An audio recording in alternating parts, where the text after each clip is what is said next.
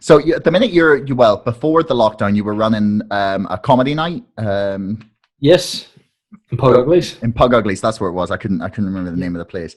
But so how do you find like being part of like a group of comedians? Like, do you do a lot of like workshopping of material? Do you like get a lot of feedback on stuff from each other, or is it just sort of positive reinforcement, or is there Probably, it's odd because this is something that I think has maybe there's maybe an odd perception of how kind of maybe we are as friends, that people think almost, we're this like this group of unpenetrable these guys. It's not like that at all. It's like we just we just we just sort of hang out. We're just friends. We like to do gigs that we're doing together. That's, in terms of like workshop material, some people are very secretive. They'll be like, oh, I can't tell you the power of my craft. I can't, and whereas others would be like, oh, what about this, what about that? And I think in terms of like working material, I would always speak to Shane about things. But again, we sort of met through stand up, and have since then, despite how we portray it online or whatever, we're best mates really, and like we would work bits and be like, would this be funny or would that be? And that sort of would be our kind of way of working things. And I think the good thing about our relationship is we're very straight with each other about it, because whenever you do bits, sometimes people go, oh, it's really funny, man, and then go to someone else and be like, Dave's got this bit and it's the worst, just wait to see how he's going to bomb on stage tonight, whereas with us, we would sort of say, nah, it's wick, or it's good, or I think that sort of sometimes too harsh we are with each other, but I think that makes you work on stuff maybe a bit more. But I think in terms of the scene over here, I think it's a really good scene, and I would love to see there be more opportunity for acts, because there are so many really talented comedians here, and I just love to see more opportunities for them to maybe break into television or break into other things,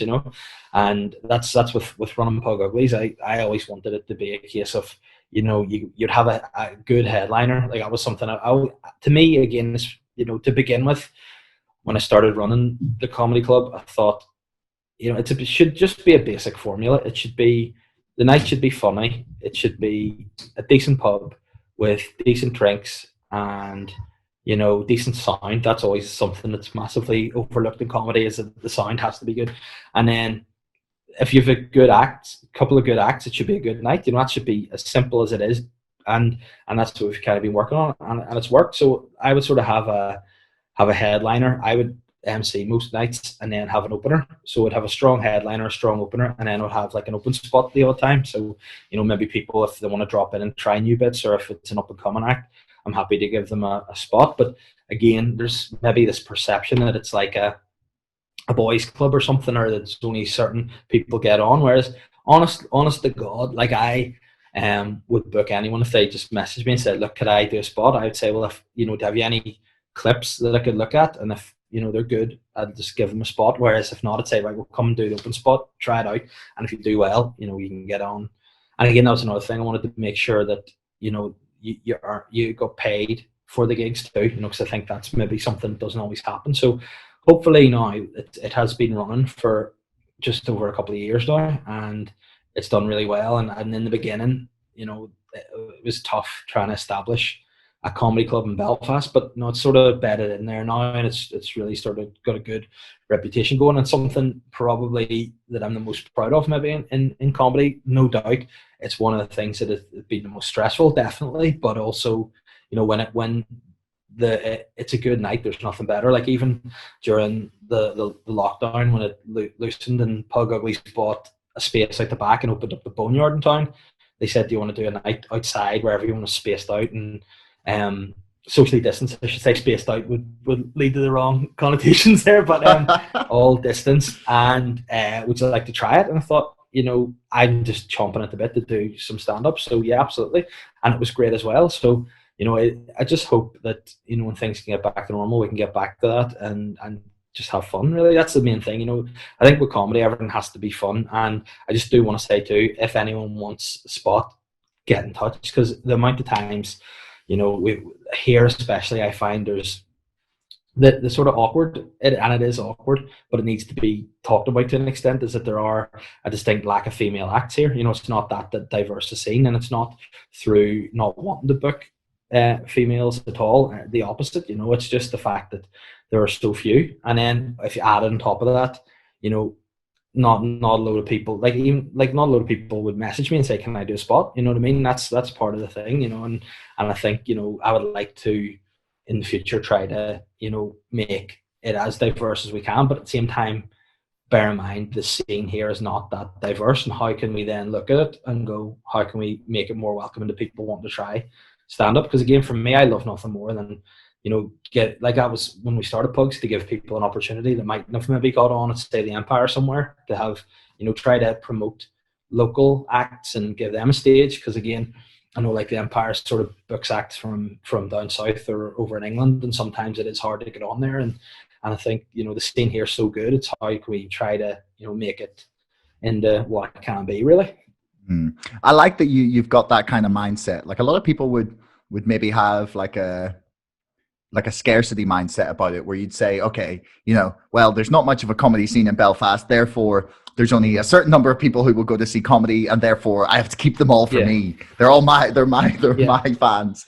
But if you build something that that people enjoy, they'll talk about it and they'll invite their friends down, and it like helps to grow like a community. And it can something I found was no,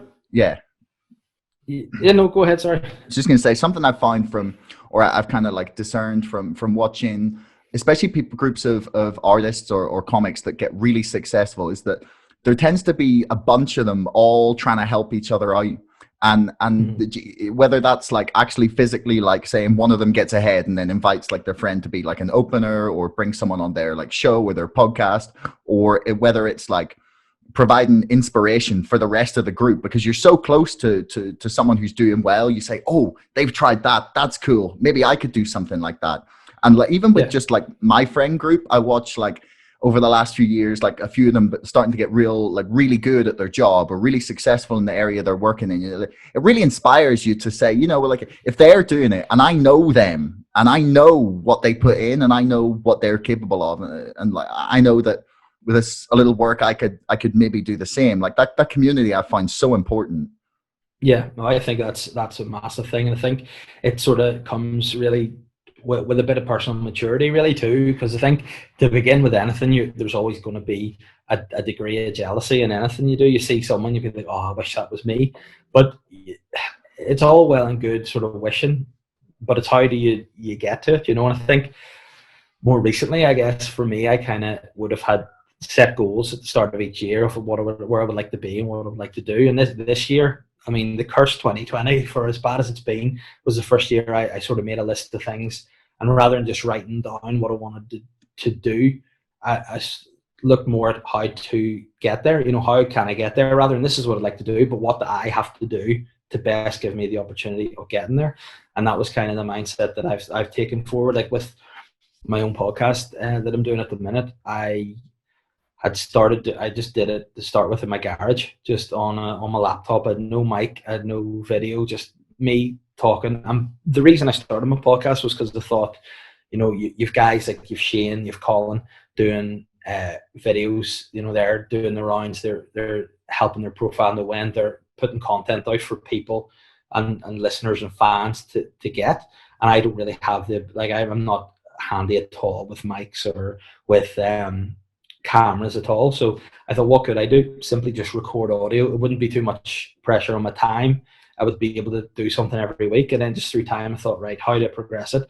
I've sort of got my listeners up now, and I'm happy with what it is. And in those early days where I was maybe getting like 10 listeners on a good week, I thought, well, how, at the end of the day, it's not going to happen overnight. So how can I get something out of this? And to me, it was like, right, well, I'll use it as an opportunity to test material or say, like, just physically saying things that you're thinking, and sometimes, you think in your head, this might be a bit controversial, but I can turn it around. And then when you say it in a podcast, you sometimes go, nah, absolutely cannot. So mark that off the stand-up list.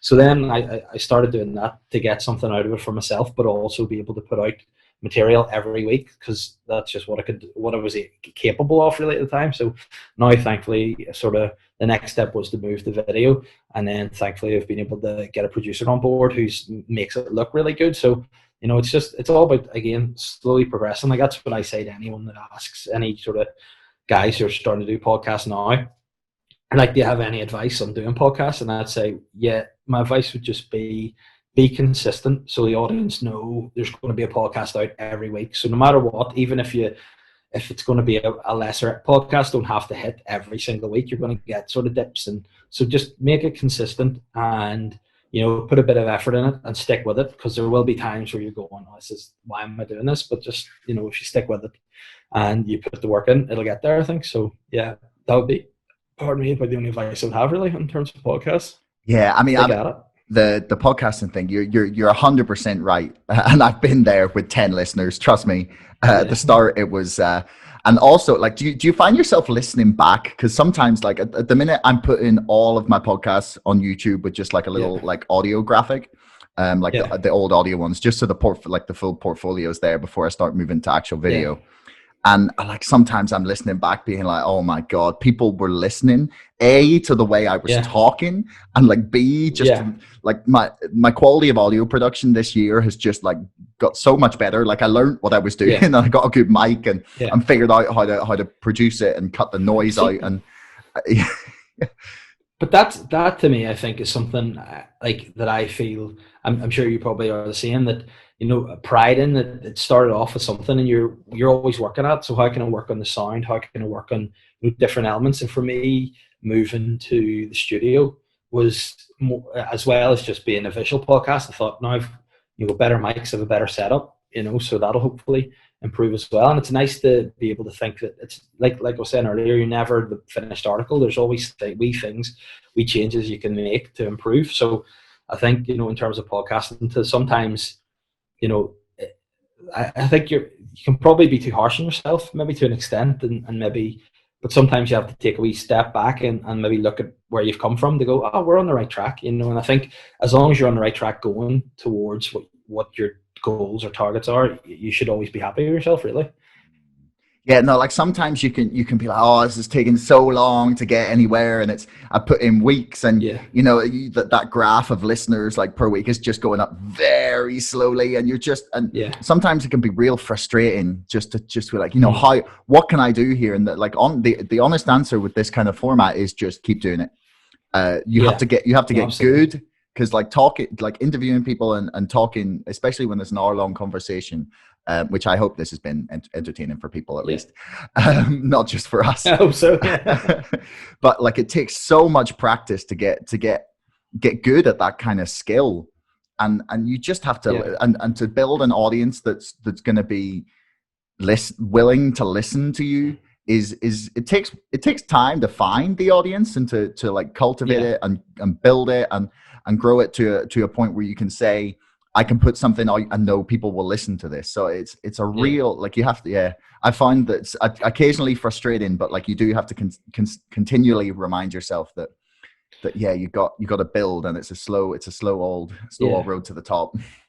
And at the end of the day, if you stick at it, it's like a good harvest. If you stick at it and all the right ingredients are put together, you'll hopefully reap the rewards. But like, even whenever you're saying like how things, can change and how you have to adapt to things.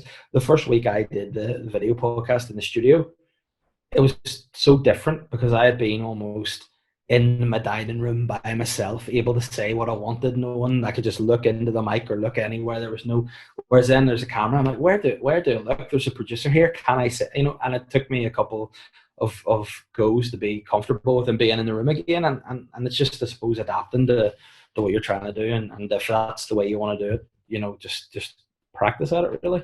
And then you sort of get comfortable, and then hopefully once you're sort of comfortable with doing it, the other stuff kind of falls in place. So, I'm actually, I enjoy now doing the podcast. Like, I look forward to doing it. It's almost like a highlight of the week almost now, especially in these times, you look forward to getting out. And again, for me, like, with my podcast, like to say things that are silly. And like, I think now it's like at the start of lockdown, really, or there seemed to be a big push to like censorship, really, and people were like, oh, I can't say this, or I can't do that, or I can't joke about this topic, and then people were sort of going, oh, can I make these jokes? And I just sort of thought, you know what? As long as, like I said earlier, as long as it's funny and you're not being malicious, if you can do it the right way, you can get away with it. And I always sort of try to sometimes say silly things in my podcast that it's obvious I'm not being sincere. It's like very, like, some of the things, I think I've said something before, like, Donald Trump was just the greatest guy to ever be the president. And quite clearly I'm being facetious, but some people might be like, and there's a sound clip of him saying he's the best guy and his policy on migration is fantastic. And I'm like, no, that's just, I'm being completely facetious here. So no, don't take that. But then I think when people are like, they know he's joking now, I think that's nice and sort of comforting to know the audience knows when I'm joking and when I'm being serious, so I think that's something, Yeah. Thanks so much for listening. If you haven't already and you enjoyed this episode, please subscribe to this podcast and to our mailing list. And don't forget, my book, Brexit, The Establishment Civil War, is now available for pre-order on Amazon. You'll find the link in the description below. Until next time, thanks so much for listening.